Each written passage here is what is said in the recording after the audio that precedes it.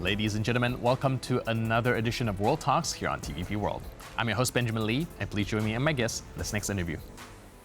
Now, as NATO meet in The Hague, the alliance is preparing to adopt a substantial defense spending pledge. But global pressure, ranging from Middle East conflict and cyber risks to economic strain, are challenging its traditional focus on Europe. How will NATO manage these external factors while maintaining unity and its core mission? Here to offer analysis is Dr. Piotr Szymański from Warsaw Center for Eastern Studies.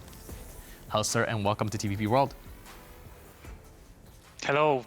Thanks a lot for this very kind invitation.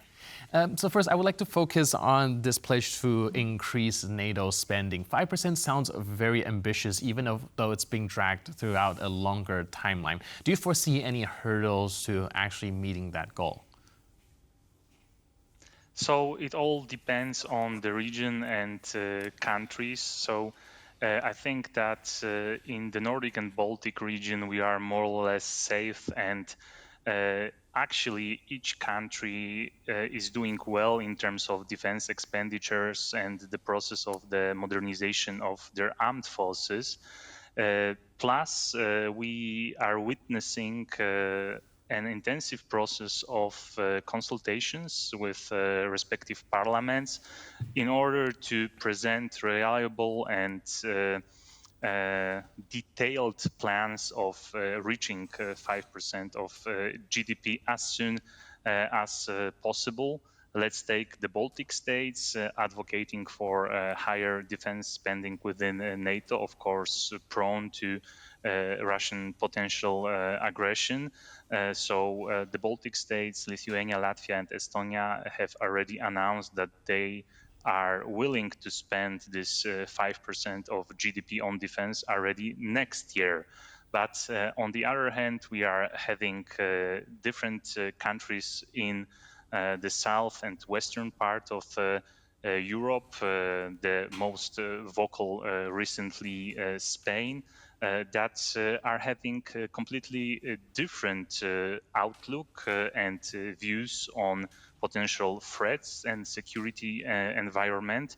And I think that the new expenditure target combined with new NATO capabilities targets are going to only solidify and increase this division in Europe we are having right now. So the countries which are closer to Russia, so the potential threat, which are doing more in terms of defense spending, their armed forces, but that includes sanctions and includes military and humanitarian aid for Ukraine as well, and other allies which are stressing the needs of their welfare states and other governmental priorities, and are not so willing to accept the high pace of increase in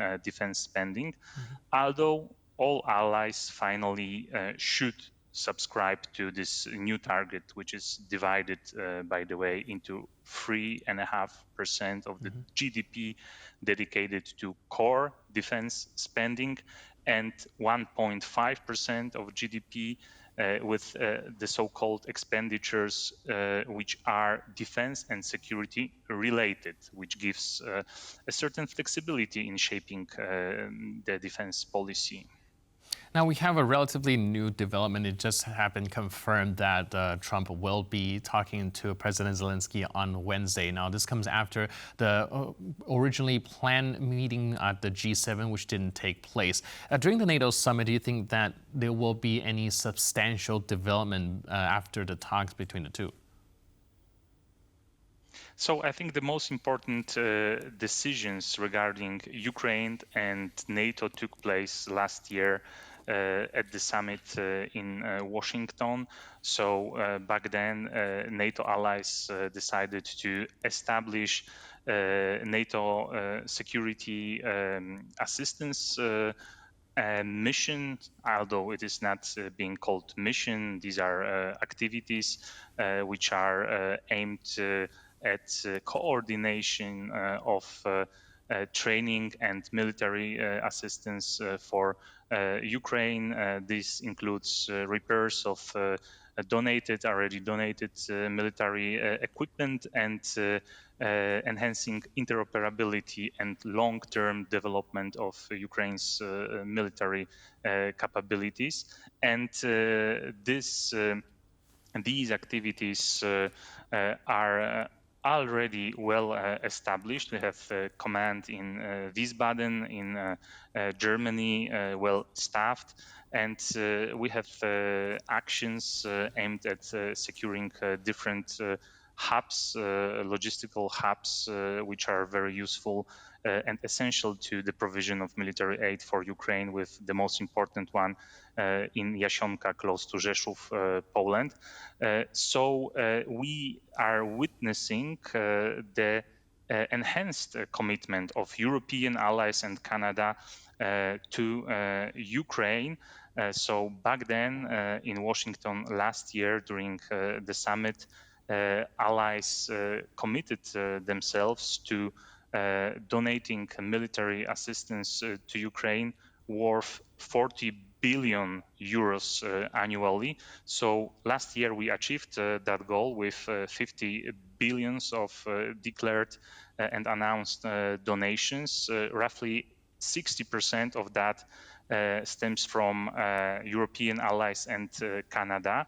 So right now we are having a phase of negotiations between Russia, Ukraine, and the US, and simultaneously the US is phasing out its military assistance and donations to Ukraine. And what is really worth stressing and underlining is that, and it was announced by Secretary General Rutte yesterday, that European allies, excluding Hungary and Canada, have already contributed this year 35 billion euros to Ukraine. So we are on the right track for achieving our target this year as well, without new donations from the US. So we see the mobilization of European allies, and let's hope that it will be combined with investments in defense industry in order to be able to deliver real capabilities for our armed forces, but for Ukraine as well. All right, last but not least, we have a little bit of time, so really briefly, looking at this NATO summit is under a little bit different context than the last one. And of course, talks are about whether or not Europe is equipped enough to respond to a global crisis without relying too heavily on the United States. Are you optimistic about this? So right now we are having a burden shifting. So according to the estimates made by NATO and Secretary General, at the moment the US is delivering around 44% of NATO overall military strength, and it should be moving towards 30%. So we'll have 70% of NATO military capabilities delivered by the European allies and Canada. So all depends on the implementation of this spending commitment and how much and how quickly European allies will be willing and able to develop their militaries in order to enhance deterrence and collective defense in Europe, because this is now our main focus for the entire NATO. Right, so we'll have to see if the European leaders will have the political will to do so. In the meantime, thank you so much for your input and insight. I really appreciate it. And thanks for being with us on TVP World. Thank you. Cheers. And thank you for tuning into this edition of World Talks. But for more news, update, and commentary, please stay tuned to TVP World.